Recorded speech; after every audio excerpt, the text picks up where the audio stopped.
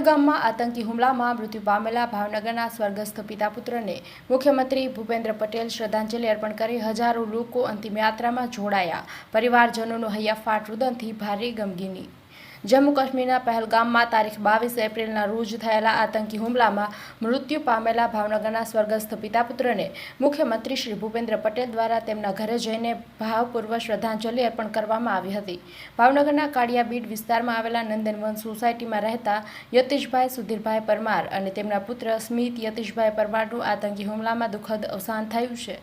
તેમના મૃતદેહને મોડી રાત્રે ભાવનગર ખાતે લાવવામાં આવતા મુખ્યમંત્રી શ્રી ભૂપેન્દ્ર પટેલે હતભાગીઓના ઘરે જઈને મૃતકના પરિવારજનોને સાંત્વના પાઠવી હતી, સંવેદના વ્યક્ત કરી હતી। મુખ્યમંત્રીશ્રીઓ સ્વર્ગસ્થ પિતા પુત્રને શ્રદ્ધાંજલિ અર્પણ કરી દિવંગત આત્માની શાંતિ માટે પ્રાર્થના કરી હતી। આતંકવાદી હુમલામાં માર્યા ગયેલા પિતા પુત્રના મૃતદેહને ઇન્ડિગોની ફ્લાઇટમાં શ્રીનગરથી મુંબઈ અને મુંબઈથી અમદાવાદ લાવવામાં આવ્યા હતા। અમદાવાદથી રોડ માર્ગે બંને મૃતદેહોને મધ્યરાત્રિએ ભાવનગર લવાયા હતા। પિતા પુત્રના અવસાનથી સમગ્ર ભાવનગરમાં ગમગીની છવાઈ ગઈ છે। આતંકવાદ સામે ભારે આક્રોશ ફેલાયો છે।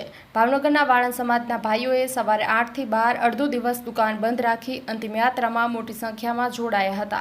મુખ્યમંત્રીશ્રીની સાથે કેન્દ્રીય રાજ્યમંત્રી શ્રીમતી નીમુબેન બાંભણિયા, કેબિનેટ મંત્રી કુંવરજીભાઈ બાવળિયા, મેયર ભરતભાઈ બારડ, ધારાસભ્યો સર્વજીતુભાઈ વાઘાણી, શ્રીમતી સેજલબેન પંડ્યા, ભીખાભાઈ બારૈયા, ગૌતમભાઈ ચૌહાણ, જિલ્લા કલેક્ટર શ્રી ડોક્ટર મનોજકુમાર બંસલ, જિલ્લા વિકાસ અધિકારી અનુલ ચૌધરી, રેન્જ આઈજી ગૌતમ પરમાર સહિતના અગ્રણીઓએ મૃતક પિતા પુત્રને શ્રદ્ધાંજલિ અર્પણ કરી આ દુઃખની ઘડીમાં સહભાગી બન્યા હતા। વાળંદ સમાજના આગેવાનો, વિવિધ સંસ્થાના હોદ્દેદારો અને કાર્યકરો ભારે મોટી સંખ્યામાં અંતિમ યાત્રામાં જોડાયા હતા।